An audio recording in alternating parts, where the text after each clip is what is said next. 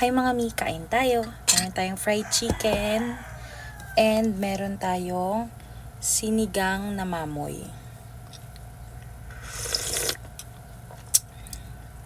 Ayan, lagay muna natin dyan.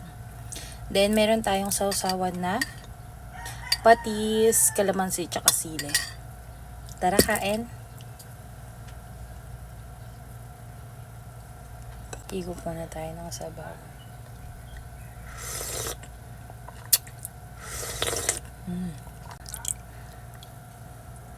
Anong tawag? Buto-buto ba tawag dito?